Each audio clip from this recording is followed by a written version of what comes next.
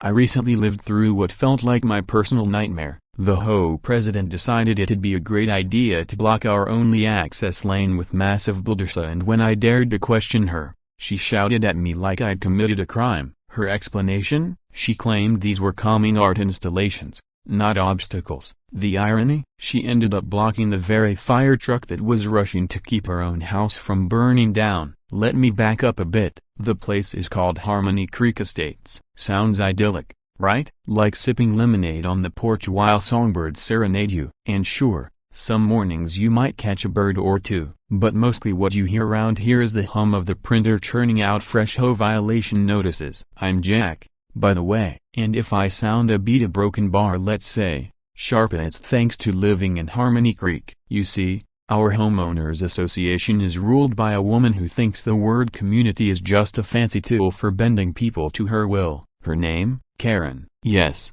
that Karina, or maybe the final boss version of every Karen meme combined. Our cozy neighborhood is, to put it mildly, cramped. The houses are crammed together like fancy sardines in perfectly trimmed yards. The grass must be exactly 2.5 inches high or else Karen will catch you. She actually measures with a ruler. I've seen it. She cruises around in her golf cart, nicknamed the Enforcer, wearing an expression so sour it could curdle fresh milk. She sees herself as the self-appointed monarch of our suburban kingdom, and her word is law. Just last week, we had the official Harmony Creek mailbox standardization. My trusty old beige mailbox, which had quietly done its job for years, was suddenly declared a visual offense. The new approved color, gray beige hybrid. The difference was, apparently, life-changing, and not repainting it by Friday came with a $75 fine. My best friend Dave, who lives 3 houses down,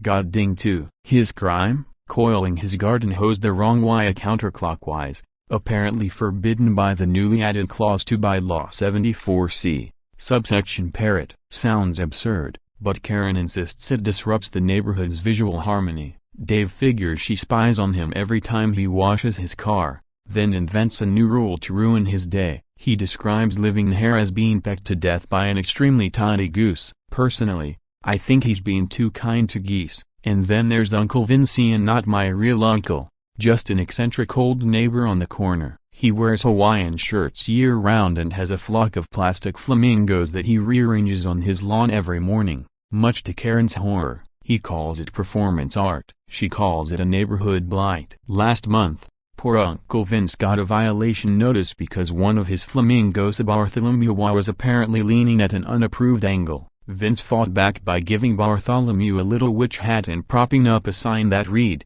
"Curses on petty tyrants." Karen was, predictably, not amused.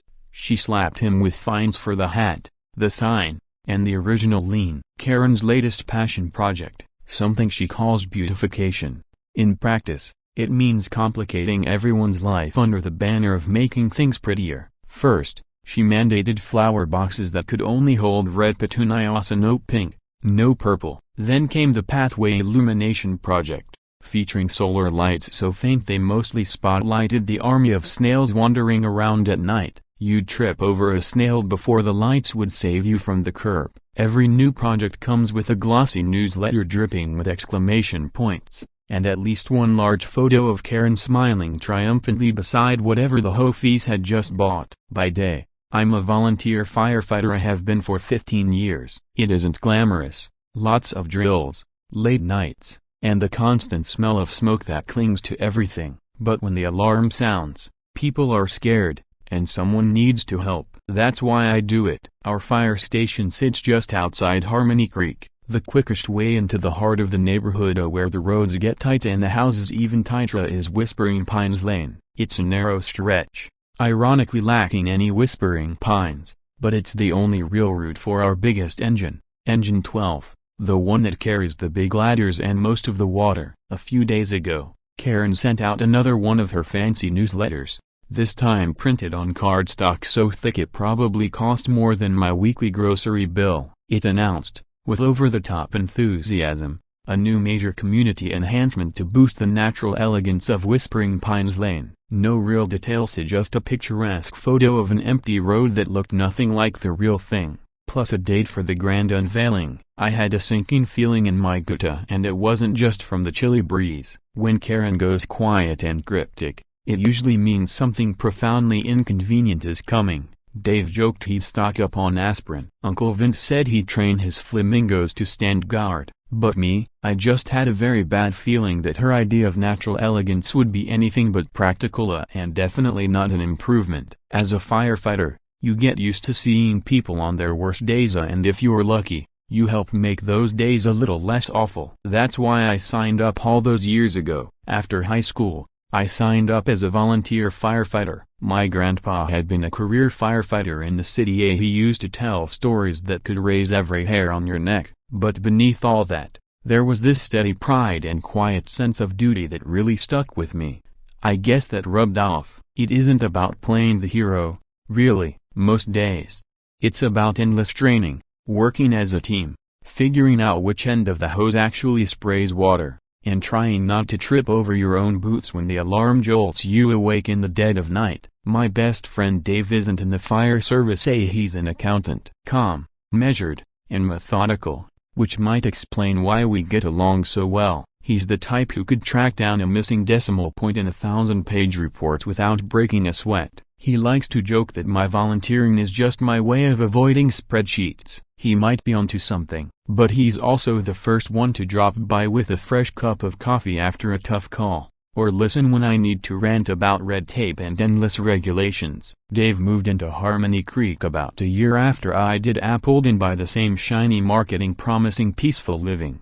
Didn't take either of us long to realize that under Karen's rule, the shine faded fast. Karina Brokenbar, she hasn't always been the president of the HOA. She showed up around 5 years ago, a hurricane of designer perfume and relentless ambition. Before her, the HOA was led by Mrs. Henderson, a sweet lady whose biggest concerns were organizing neighborhood potlucks and reminding folks to keep their hedges tidy. Then came Karen. She campaigned hard on boosting property values and upholding standards. She charmed everyone she could, promising lower HOA dues, which, hilariously, skyrocketed right after she took charge. She won by just a handful of votes, mostly because people like me didn't pay enough attention. Our first big mistake, handing Karen the HOA, was like giving a toddler a live grenade and a book of rules. Suddenly, we had a committee for everything: the Architectural Review Committee, which she led, the Landscape Compliance Committee, also chaired by Karen, and even a committee to decide where trash bins should go. Guess who ran that too? They cranked out new rules faster than rabbits make. A broken bar, more rabbits. Her rules weren't just broad or random, either. They got personal. Mr. Abernathy, who's lived here for 4 decades, got fined because his wind chimes, a gift from his late wife, were deemed orally offensive. Karen claimed they sounded like a swarm of deranged fairies. Watching him quietly take them down felt like watching someone lose a piece of their heart. And then there was the infamous mailbox color fiasco of 2022. It all started when someone dared paint their mailbox bright yellow. Karen nearly had a meltdown, labeling it an act of aesthetic terrorism. Fines flew, tempers flared, meetings turned into shouting matches, and out of that chaos came the current rule: all mailboxes must now be gray. It all built this atmosphere of quiet resentment and dread in what was supposed to be,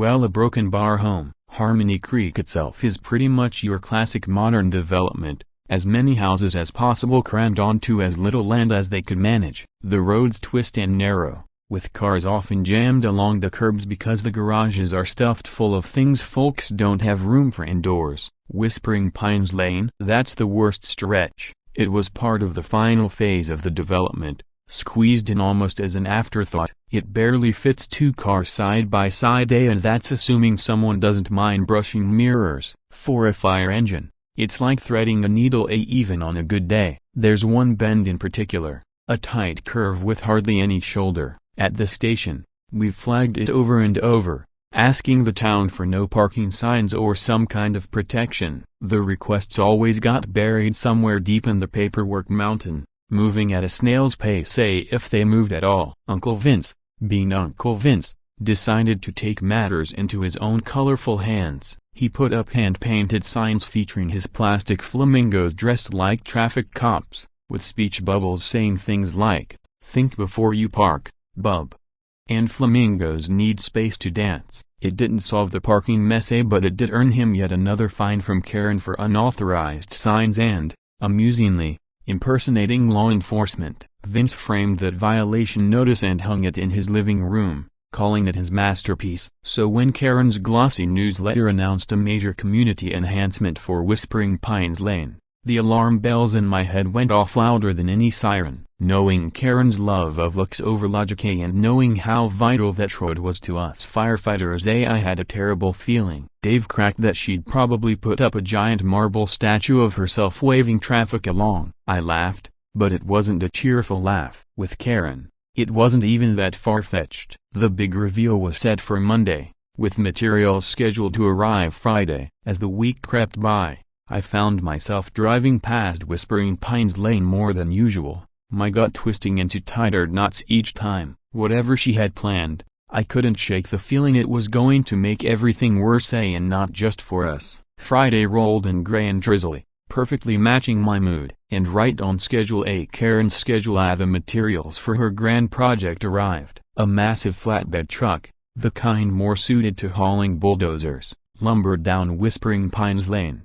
It stopped at the exact curve we'd always worried about, at the one spot we desperately needed to keep clear. With a groan of hydraulics and a bone-jarring thud, it unloaded its cargo, 2 enormous boulders. Not quaint landscaping stones, these were SUV-sized, rough, lumpy, and unmistakably in the way. One on each side of the narrow road, they formed the chicane so tight a kid on a scooter would struggle to get through, let alone a fire engine. I just stood there, staring. This wasn't just inconvenient, this was dangerous. Even by Karen's standards, it was astonishingly reckless. By midday, word had spread. Neighbors gathered, pointing, muttering, disbelief and irritation mixing in the drizzle. And there, of course, was Karen, radiating self-satisfaction, clipboard in hand, topped off with a pink hard hat. She was directing the poor landscapers, trying to make the rocks look intentional. A little more to the left with that fern, darling, she chirped, as though a single sad fern could disguise the fact she just blocked a critical emergency route. Dave called me, voice tight. You seen it? She's finally lost it, completely off the rails. I've seen it, I answered, equally grim. This isn't just ugly landscaping, Dave, this is a real problem. Tell me something I don't know, he sighed. A bunch of us are headed down there now. You coming? When I got there, about a dozen neighbors were already assembled, a mix of anger and stunned disbelief. Karen, ever the showwoman, had launched into a speech. This, my friends, she declared, sweeping a manicured hand toward the boulders, is our new traffic calming and rustic charm enhancement feature. It will encourage slower driving, improve pedestrian safety, and add a touch of rugged elegance to our community. Old Mr. Henderson, bless him, spoke up. But Karen, how's the garbage truck supposed to get through now? Or an ambulance? Karen waved him off like a bothersome fly. Nonsense, Harold. They'll manage. It just requires a bit more finesse. And really, the aesthetic benefits far outweigh any minor inconvenience. That's when I stepped forward, trying to keep my frustration in check. Karen, I said, I'm not sure you've thought this through. As a firefighter, I can tell you right now, engine 12 can't fit through there, not without taking out half your rocks and half the truck with it. Her eyes narrowed. She knew who I was. She'd even once tried to file a complaint against our station for using sirens during daytime hours, which, unsurprisingly, hadn't gone anywhere. Well, Jack, she replied, voice dripping with mock sweetness, perhaps your little red truck needs to learn some new maneuvers. This project is fully approved by the HOA, by me. It's in the best interest of Harmony Creek. The best interest of Harmony Creek, I shot back, is making sure the fire department can actually get to a burning house. This isn't a matter of opinion, it's a safety hazard. A few neighbors murmured agreement. Karen's smile froze. I have a permit from the HOA Architectural Review Committee, she snapped, tapping her clipboard, conveniently forgetting she also chaired that committee. It was like arguing with a stubborn chatbot. And then Uncle Vince showed up, pushing a wheelbarrow containing 2 of his plastic flamingos, now sporting tiny construction helmets. He wheeled them right up to one of the boulders. Excuse me, Madam President, he said, giving Karen a theatrical bow. These are load-bearing flamingos, here to ensure structural integrity and proper feng shui for your new rock garden. With exaggerated care, he placed them on top of the boulder, adjusting their helmets. Karen's face went an impressive shade of purple. That a broken bar that is vandalism, and improper flamingo attire. Not at all, Vince replied, completely unfazed. They're safety inspectors. See, Bartholomew here is checking for cracks. He patted the nearest flamingo's head. While Karen spluttered, Dave leaned closer to me. She's not going to back down, is she? Not a chance, I said. She's dug in deeper than those boulders. The very next day, HOA violation notices began appearing on the doors of everyone who dared question Karen's masterpiece. Mine accused me of public disputation of an approved beautification project. Dave's was for inciting skepticism. Yes, really, at the station, I filed a formal complaint with the fire marshal's office, documenting the obstruction, complete with photos, and copied the town council. I knew it wouldn't get fixed overnight, but it had to be done. Karen, meanwhile, was only getting warmed up. 2 days later, she issued a fresh home newsletter penned by her, naturally celebrating the resounding success of the Whispering Pines boulders. It included glowing, anonymous testimonials from delighted residents. I'd bet a month's pay she wrote them herself. And it ended with a threat: anyone who dared tamper with, deface, or disrespect these community landmarks would face the full and unyielding force of HOA sanctions, hefty fines, possible legal action. The battle lines were drawn. Those ridiculous boulders stood there, blocking the lane, a monument to Karen's ego, and a catastrophe waiting to happen. The only question left was what kind of catastrophe and when. In the weeks that followed, it became a case study in petty suburban warfare, with Karen as the five-star general. She officially dubbed the rocks the Sentinels of Serenity in another breathless newsletter. Though they brought anything but peace, delivery drivers, unwilling to brave the granite obstacle course,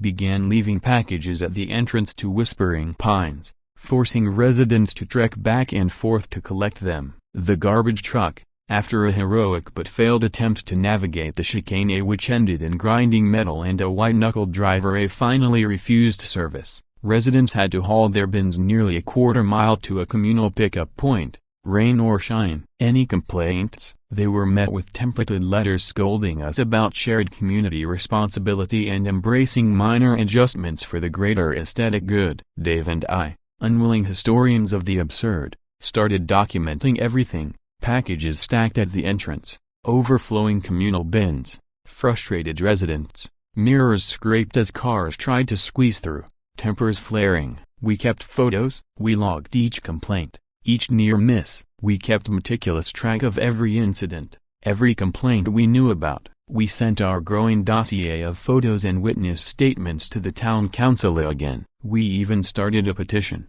and to our surprise, more than half the neighborhood signed it. Karen's response: she issued a memo explaining the proper channels for community feedback, a 7-page form, to be completed in triplicate and submitted to a subcommittee that apparently met only on alternate leap years. The fire marshal's office did weigh in, sending a politely worded but unmistakably firm letter to the HOA about the obstruction. Karen fired back and undoubtedly through an expensive lawyer funded by our DUSA with a masterpiece of legal fog, citing obscure zoning provisions and the HOA's sovereign right to enhance common areas. It felt like punching smoke, and with every passing day, my frustration deepened. This wasn't about ugly rocks anymore, it was about safety, and the utter contempt Karen showed for it. What does justice even look like in a place like this? Do you wait for bureaucracy to crawl forward and hope it works before disaster strikes? Or do you find another way? Every time I drove past those boulders,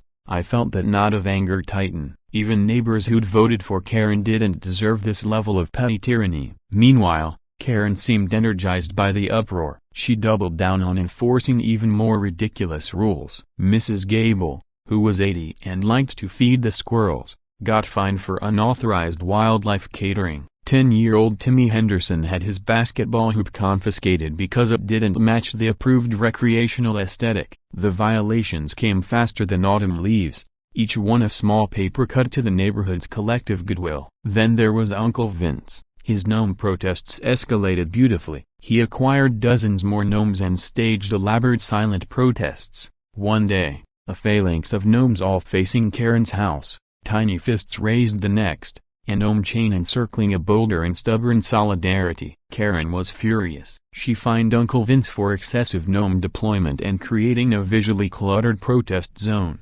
itemized per gnome. Uncle Vince just laughed and started a gnome defense fund, collecting spare change from amused neighbors. But then the first real scare came. It wasn't a fire, thank God, but it was close enough. Old Mr. Abernathy, the one famous for his dreadful wind chimes, suffered chest pains. The ambulance, forced to stop at the boulders, had to park farther away, and the paramedics ran the last stretch carrying heavy equipment. It was only a few minutes delay, but when someone's heart is in trouble, minutes matter. Thankfully, Mr. Abernathy survived. But the neighborhood felt a collective shiver. This wasn't funny anymore, this was real. At an impromptu meeting by the rocks, Karen's response was staggering. Adjusting her perfectly styled hair, she sniffed. Perhaps if Mr. Abernathy had maintained a healthier lifestyle, as outlined in the HOA's Wellness Wednesday newsletter, such unfortunate incidents could be avoided. The gasp from the crowd was audibly. Even her staunchest supporters looked stricken. Dave shook his head, pale with disbelief. Something inside me snapped. Karen wasn't just petty, she was callous, dangerous. The boulders had to go. But how? The scare with Mr. Abernathy lit a fire under me, no pun intended. Waiting for the town council or fire marshal felt like waiting for rain in a desert. We had to find another way. One evening, over coffee and HOA documents, Davia Ever the numbers guy had an idea. If we can't get her on safety, he mused, maybe we can get her on money. She loves spending our dues on these beautification projects. A broken bar, but where's it all really going? It was a long shot. HOA finances are famously opaque, and Karen guarded the books like Cerberus guarding the underworld. But we had to try. Getting their financial reports felt like trying to get front-row tickets to a reunion tour of a band that broke up decades ago. Karen's official policy was that documents were available for review by appointment, but those appointments were harder to book than an audience with the Pope. When we finally got a peek, the spreadsheets were laughably vague. Big round numbers under headings like landscaping enhancements and community engagement initiatives. Dave, with his accountant's eye, and me, driven by stubbornness, started cross-referencing what little we had, pestering Gerald, the HOA treasurer, a nervous man who seemed terrified of Karen and comparing it to public records. That's when things got interesting. The vendor who'd provided the Sentinels of Serenity a rock-solid landscaping solutions sounded legitimate. But when we dug deeper, it turned out to be registered to a P.O. box. The sole listed officer, a certain Karen Pebble, a bad pun if ever there was one. Then Dave's friend, an amateur internet sleuth, found the smoking gun. Pebble's last known address matched Karen's maiden name. And suddenly, the real battle lines appeared. The ones Karen hadn't counted on. The shell company, we discovered, had been registered under the name of Karen's aunt, who lived 3 states away and probably thought a boulder was just something you found in a cereal box. Karen,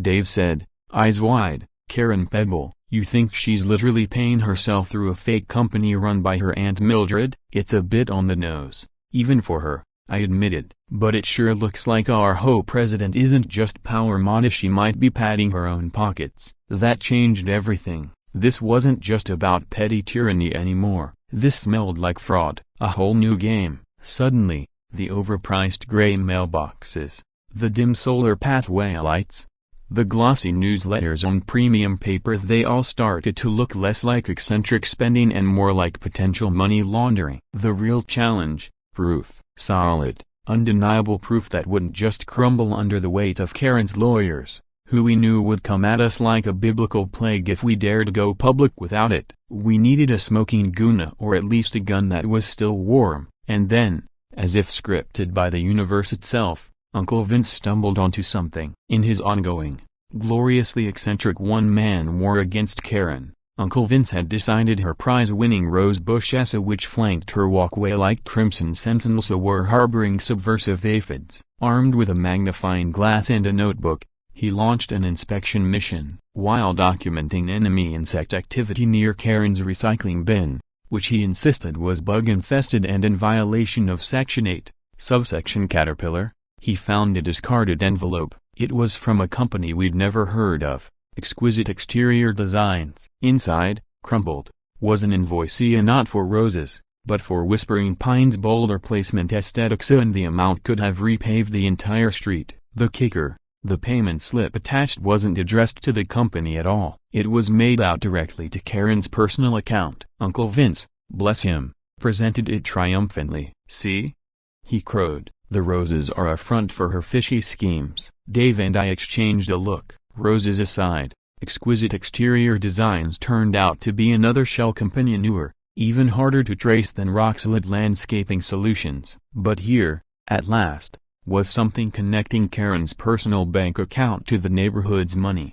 It wasn't the whole picture, but it was a significant piece. Our petty tyrant wasn't just drunk on power, she might be outright stealing from us. The stakes had just skyrocketed. We weren't just fighting for common sense anymore, we were possibly exposing corruption. Maybe Karen sensed it too, or maybe paranoia was her default setting. But the next week, new security cameras started sprouting around the neighborhood, not just at the clubhouse, but on lampposts and even angled toward the houses of known dissidents, including mine and Uncle Vince's. The message was clear: "I'm watching you." If she meant to intimidate us, it had the opposite effect on me. My resolve hardened. She had to be stopped. But would we find the proof before she found a way to silence us? We had pieces of the puzzle: the Karen Pebble link to the boulder supplier, the shady invoice from Exquisite Exterior Designs paid straight into Karen's personal account. All of it stank worse than tuna left in a hot car. But Dave,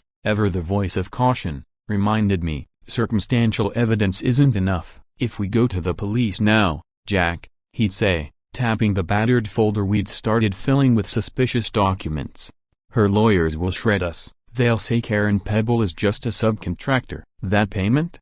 A reimbursement for advanced expenses. We need something undeniable, something so loud it can't be explained away. He was right. Of course he was right. But the firefighter part of me, that instinct to run toward trouble, to act urged to do something. Every day those stupid boulders stayed in the road was another day we risked tragedy. Every new fine Karen issued felt like a slap in the face of everyone who lived here. And the question kept burning in my head: what was justice, really? Was it playing by her rigged roulette, building a careful case over months, maybe years, while the neighborhood suffered? Or was there a faster, still ethical path? I'd catch myself staring at those boulders, imagining creative, non-destructive ways they might have broken bar disappear. Nothing I'd actually do, but the thoughts were there. I vented to Dave constantly. He was my anchor, my reality check. One evening, we sat on my back porch, the scent of someone's defiant, non-approved barbecue drifting over the fence. "Look," he said, nursing a beer, "I hate her as much as you do, maybe more. Remember, she fined me last spring for the existential angst my lawn allegedly projected. But if we go public too soon and it doesn't stick, she'll paint us as malicious gossips. And once she locks down power, it'll be HOA-branded beige jumpsuits for everyone." He was right. He usually was. He kept my fire from burning the whole place down. Dave's calm kept me from steering the whole ship onto the rocks of a rash decision. But then, right on cue to prove his point about Karen's vindictiveness, she escalated things. She set her sights on Mrs. Rodriguez, a single mom with 2 young kids, living just down the street. Mrs. Rodriguez had dared to speak up after the Mr. Abernathy incident, questioning why we had to risk lives for decorative landscaping. Almost overnight, she was hit with a flood of violation notices. Her children's sidewalk chalk drawings were now unapproved graffiti. Her small vegetable patch she'd tended with pride was suddenly labeled non-compliant landscaping. The most absurd was a fine for excessive children's laughter during newly redefined quiet hours, which now, bizarrely, included Saturday afternoons. The fines were large enough to threaten her ability to stay. When she came to me, eyes rimmed red from crying, asking if she might have to move for the sake of her kids, something in me locked into place. This wasn't about rocks or money anymore. This was about bullying, about raw, calculated cruelty. Karen was crushing anyone who dared raise their head. My protective instincts surged. The idea of justice stopped being an abstract puzzle. Justice meant stopping her, full stop. Meanwhile, Uncle Vince decided the neighborhood gnome brigade needed to escalate too. "I'm organizing a million gnome march on Karen's lawn," he declared it and clarified, under my raised eyebrow, "Well, a broken bar more like a 30 gnome sit-in," but with very stern expressions. He also attempted what he called a citizen's apprehension of a particularly brazen squirrel that kept burying nuts in Karen's rose beds. Armed with a net fashioned from his wife's sold stockings and a bent coat hanger, he charged into battle. The squirrel, naturally, vaulted into an oak tree, chattering triumphantly. Karen, watching from her window, smirked, and I swear I saw her jot something in her little pad. I half expected a violation notice to show up, attempted unlawful detention of community fauna or misuse of hosiery in public view. It would have been hilarious if it wasn't so suffocating. That night, I couldn't sleep. My mind kept circling back to Mrs. Rodriguez, to Mr. Abernathy, to the boulders Karen refused to move because admitting she was wrong was worse to her than risking lives. Dave was right about the financial trail. We needed irrefutable proof, but the safety issue was urgent. Waiting months while someone's house burned down because of those damn rocks felt unacceptable. What could break through Karen's stranglehold? Something undeniable, something that even she couldn't spin away. But how do you fight a tyrant who writes all the rules without breaking so many yourself that you become what you're fighting? It was past 2 a.m., the station draped in the heavy stillness only found in the deepest part of the night. Most of the crew were asleep in the bunk room. I sat at the watch desk, half reading a dull memo on hose folding techniques. The only sounds were the hum of the old refrigerator and the occasional snore echoing like a chainsaw from the bunks. Then the tones dropped, that sudden, piercing electronic shriek that cuts through everything: asleep, thought, fear. Adrenaline flooded in, hot and instant. Years of running calls, and it still punched straight to the gut every time. Station 12, Station 4, Engine 7, Ladder 3, Rescue 1A, respond to reported structure fire. Thrill alarm activation. Address, 112 Whispering Pines Lane, Harmony Creek Estates. Repeat, 112 Whispering Pines Lane. My heart slammed against my ribs. Whispering Pines Lane, not just anywhere deep in the back, right where those cursed boulders stood watch. This is it, I muttered, already yanking on my turnout gear. The station exploded into controlled chaos, boots thudding, gear bags hauled, the diesel engine of Engine 12 roaring awake, shaking the walls. I climbed into my seat, buckling in as the rig lurched out of the bay, red and white strobes slicing the darkness. In the cab, our captain, Mikey, a grizzled, stone-faced, every wrinkle on his skin a memory of heat and smoke. He locked his eyes on the road. Whispering Pines, he grunted. That's the one with the broken bar decorations, right, Jack? Yeah, Cap, I answered, voice tight. Big ones, right in the damn way. He didn't reply, just a curt nod. We all knew what that meant. We tore through the silent town, but as we turned into the entrance for Harmony Creek, my stomach clenched. There, looming in our headlights as we rounded the bend, were Karen's sentinels of serenity. At night, they looked even bigger, imposing stone monuments to her stubbornness. There was no room to get the engine past. No room. Marco barked from the officer's seat, as if anyone needed telling. Mike didn't hesitate. He keyed his radio mic, voice steady and clipped. Engine 12 to command. We have roadway obstruction at Whispering Pines. Decorative boulders blocking access. Unable to proceed without contact. Requesting permission to mitigate obstruction. That was Mike's polite, by-the-book way of saying, we're about to move these damn rocks by force if you say go. And for a heartbeat, everything hung in the balance. It was the polite, radio-friendly way of asking, are we ramming these things or what? The reply came back from the incident commander, still en route, voice clipped but firm. Command to Engine 12. If that's your only access to a confirmed structure fire, you're cleared to mitigate. Advise when clear. Hang on, Mike shouted over his shoulder. He downshifted hard. The big engine groaned, then lunged forward. I braced myself,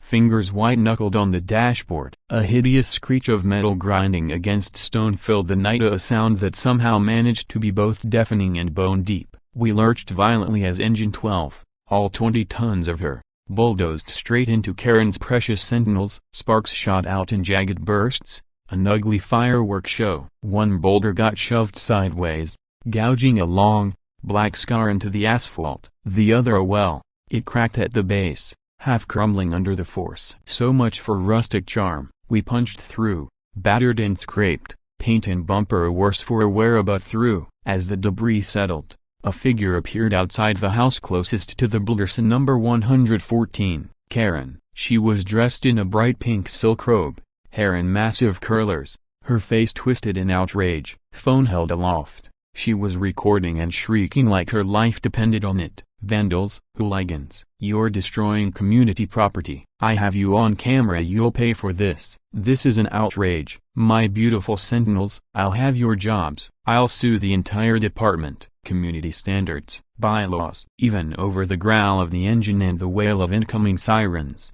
her voice cut through a sharp, shrill, and furious. So consumed with fury about her rocks, she didn't even look down the street to see what we'd actually come for. Then dispatch crackled again in my headset. Combat urgent. Command. Dispatch. Update on the address for the structure fire at 112 Whispering Pines Lane. We have a frantic call back from the homeowner. Sir, can you confirm fire is at 112? A short pause. Affirmative. Command. The fire is at the complainant's residence. The resident of 112 Whispering Pines Lane. My stomach dropped. I knew that address. Marco? Eyes locked on the map display, turned to look at me, face pale. Cop a broken bar, Jack a broken bar, 112 Whispering Pine, as if that's a broken bar and right on cue, like some cruel cosmic punchline. An orange glow flared past Karen's carefully trimmed hedges. Flames began clawing up the side of her immaculate gray two-story colonial. Karen, mid-rant, frowns, her mouth hung open, words dying on her tongue. Her eyes followed our gaze and horror dawned. The phone slipped from her hand, clattering on the driveway. For the first time, she didn't speak, just a strangled gasp. Her serene, carefully curated lane had turned into the hottest spot in Harmony Creek, and the queen who'd made it harder for us to get there was now in the middle of the inferno, and it wasn't slowing down. The fire was already devouring the expensive cedar shake siding, licking hungrily up toward the designer asphalt shingle roof Karen had once bragged cost more than my first car. Thick, dark smoke boiled upward, tinted orange by the flames. Then came a rapid, percussive series of booms from the backyard. Boom a broken bar, whump a broken bar, boom a propane tanks. Mike barked, voice hoarse over the din as we rolled to a stop. Lines already coming off the engine. Her fancy outdoor kitchen a watch for shrapnel. Great. Karen's obsession with luxury grilling had turned into shrapnel-producing fire bombs. The heat pulsed so fiercely I could feel it from the street. This wasn't some small kitchen fire. The rear of the house was fully involved, flames roaring, windows blowing out. Karen, frozen near her busted boulders, suddenly snapped out of idle, but her scream wasn't the same shrieking fury as before. It was raw panic. She stumbled forward in fluffy pink slippers, robe flapping, sobbing, "No, no, and not my house." Then her cry shifted to sharper, more desperate, cutting straight through the chaos. "My babies, my pom-poms, you have to save them. Peaches and Prancer, they're in Sadia, they're in my bedroom. Please get my dogs." Her voice cracked, tears streaming down her face, leaving streaks through the layer of soot already settling. In that moment, the imperious HOA president vanished. Gone was the enforcer of bylaws, the woman who'd threatened lawsuits over landscaping stones. All that was left was someone terrified not for antiques or curated DA copyright coral but for two tiny, ridiculous Pomeranians. It didn't undo what she'd done, it didn't excuse her arrogance or the danger she'd created. But in that instant, for the first time, I saw something recognizably human in Karen, and the fire didn't care either why it kept on burning. The danger she'd put everyone in with those boulders was still fresh in my mind. But for a split second, I didn't see the HOA tyrant we all knew her as that. I saw just a pet owner, terrified of losing her beloved animals. It was a jarring shift. Here we were, our response delayed by her landscaping, our truck dented and scraped by her decorations, now staring down an inferno at her own house, and her only thought was for her two probably spoiled, yappy ankle biters. My firefighter brain, though, doesn't do nuance when the sirens are wailing and the heat is on your face. Life safety comes first, human life, then animal life. then property. That's the hierarchy burned into you by training and experience. Yet something in her raw, genuine panic struck me. I know what it is to love an animal, and that protective instinct kicked in despite everything. Tactically, though, going into a burning house to save pets is risky as hell, and this house wasn't smoldering, it was going up fast. Then, through the swirling smoke, a familiar figure appeared, Uncle Vince, in a truly offensive pineapple print pajama set, clutching a tiny red fire extinguisher like it was Excalibur. "Stand back, folks, I've got this," he yelled heroically, aiming the extinguisher vaguely at the roaring fire. "Just a little barbecue that got out of hand, eh, Karen?" Then he seemed to actually take in the wall of flames licking up the siding. "Oh, a broken bar, oh dear, that's a broken bar more than a barbecue." One of the guys gently steered him back. "Thanks, Vince, but we've got slightly bigger hoses." Undeterred, Vince kept giving advice to the arriving crews like a man who thought he still ran the neighborhood. Engine 4A grabbed the hydrant by the millers. "It's got better pressure." Ladder 3A, "Watch those poodle topiaries. Karen'll have your head if you crush them." It was ridiculous and strangely comforting, even in chaos. There's always that one neighbor trying to help in all the wrong ways. Karen had grabbed my arm by now, manicured nails digging into my turnout coat, eyes wild and streaming tears. "Please, he broken bar, Peaches, Prancer, broken bar, they're my babies. I can't lose them." Captain Mike was already sizing up the scene, barking orders over the radio and through his mask. "Marco, get a line through that front door." "Jack, Miller, you're on primary search. Second floor bedroom, street side, move." He glanced at Karen. Then the blaze. 2 in, 2 out. "Let's go." And that was it. The decision was made. We weren't just fighting the fire now, we were going in for 2 tiny dogs named Peaches and Prancer. The irony wasn't lost on me. We were risking our necks to save what was precious to the woman who, just minutes earlier, had threatened to sue us for scratching her landscaping rocks. What was justice in that moment? It felt like justice wore turnout gear and carried an Ixia, and it was about to kick down Karen's front door. Not for revenge, but because that's what we do. Whether we'd make it in time, thought a broken bar, that was another question. The fire was spreading fast, and those damned boulders might have cost us critical minutes. It wasn't just a fight against fire anymore, it was a fight against time, against consequences of arrogance, and against her sudden, desperate humanity. "Peaches and Prancer," I muttered to Miller as we masked up, tools in hand. "Sounds like a Vegas lounge act." Miller just grunted, eyes already scanning the burning Section 8, calculating angles and risk. The front door was already scorched, paint blistering from the heat. One steel-toed kick from Miller splintered it inward. A wave of superheated air blasted out, thick smoke rolling over us. We went low, crawling into the blackness, visibility near zero. Our handlights cut pale yellow beams through swirling soot, the fire's roar vibrating through our bones. "Stairs left side," Miller shouted through his mask. "Already hot." "Second floor, street side bedroom." If that's what Karen had said. We were running half on training, half on instinct. Every step up was a gamble. The floor might hold, or it might drop us into the flames below. Outside, it sounded like the end of the world. Crews were making what Karen would call horrifying modifications to her beloved landscaping to vent the fire and get better access. Her prize-winning poodle-shaped topiary, carefully sculpted and entered into regional competitions, met the business end of a firefighter's chainsaw. In under 30 seconds, 2 perfect green poodles became a tangle of shredded branches. Next went the imported rose hedge along the porch, the one she fined poor Mrs. Henderson over for having inferior blooms. An axe cleared it in moments, making way for a ground ladder. It was brutal, it was efficient, and in that moment, it was absolutely necessary. I'll admit there was a tiny, shameful satisfaction in imagining Karen's face if she weren't currently a sobbing wreck over her dogs. Upstairs,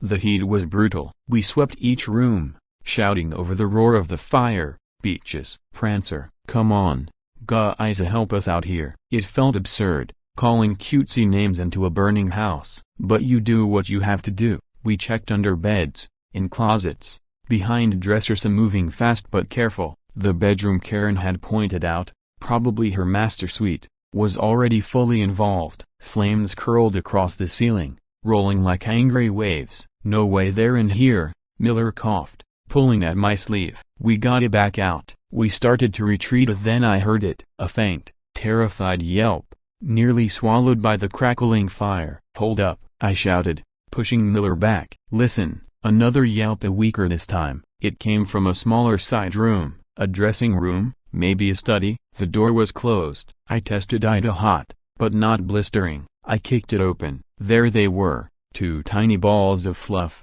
soot-covered, shaking under a frilly dressing table. Peaches and Prancer, their big, scared eyes locked on mine, too petrified to move. I scooped them up, one under each arm. They weighed nothing, but their hearts were hammering against my gloves. "Got 'em," I yelled to Miller. "Let's get these divas out of here." Getting out was harder. The fire had spread behind us, but we forced our way back through the swirling smoke, coughing and sweating, finally bursting out into the night air. I stumbled onto the lawn, still clutching them. Karen nearly collapsed as I handed them over, falling to the grass, hugging them to her chest, sobbing in relief, terror, and the first realization of how much she'd truly lost. With the dogs safe, our focus turned to saving the structure. "Pour the water to it," Captain Mike ordered. Thousands of gallons roared through busted windows and scorched walls. Karen's designer living room turned into a muddy swamp. Her silk drapes sagged in gray, soaking tatters. The antique Persian rug was now a pond. Her perfectly neutral gray egg paint peeled and blistered. We managed to save most of the structure, but the inside was ruined. Smoke, water, and heat had done their work. Standing there, catching my breath, watching steam rise from the wreckage, I thought, house saved, contents trashed, ego, definitely incinerated. By dawn, her perfect showcase home was a blackened shell. Karen sat on the curb, wrapped in a scratchy blanket, Peaches and Prancer trembling in her lap, licking tears from her smoky face. The street was chaos. Fire hoses snaked everywhere, broken landscaping scattered around, and the remains of those infamous builders scarred and scorched. The fire marshal arrived, clipboard in hand. Police took statements, and then came a perfect twist. They asked Karen for her phone, the one she'd used to film us ramming her boulders. Footage meant to nail us now became evidence of her obstructing an emergency vehicle. The fallout was fast. That same morning, obstruction charges were filed. The town, shaken by how close it had come to disaster, sent a crew to clear the remains of the builder and sent her the bill. The HOA's insurance, after learning the full story, refused to cover the damage to the fire truck. That 5-figure repair bill landed squarely on Karen's doorstep. And as the fire marshal dug deeper, those little breadcrumbs Dave and I had noticed about questionable beautification projects got very interesting to investigators. Karen's kingdom cracked. An emergency home meeting followed. 2 days later, the board finally emboldened passed a new bylaw, permanent, 24-hour, unobstructed access for emergency vehicles. The motion passed in minutes, seconded by Gerald, the once timid treasurer. For the first time in years, Harmony Creek exhaled. The boulders were gone, the lane repaved. Neighbors chatted by mailboxes again. Wind chimes tinkled without being fined, and Uncle Vince crowned himself director of neighborhood merriment, plotting a block party. Dave grilled contraband burgers on my deck. Even the new hoe cut half of Karen's worst rules. Then, one evening, Karen herself showed up. No power suit, no scowl, just jeans, fatigue in her eyes, and 2 grateful poodles at her heels. "Jack, a broken bar. I'm sorry for all of it," she said softly, pressing a plain envelope into my hand. "A donation for the volunteer department. We're selling the house and moving on." I nodded. Words weren't really necessary. She turned, dogs trotting beside her, and walked away down the newly freed street. Justice, I realized, isn't always flashing lights and courtrooms. Sometimes it's simpler, clear roads, good neighbors, and a humbled tyrant moving on. Harmony Creek was quiet, Agana, and that quiet felt wonderful.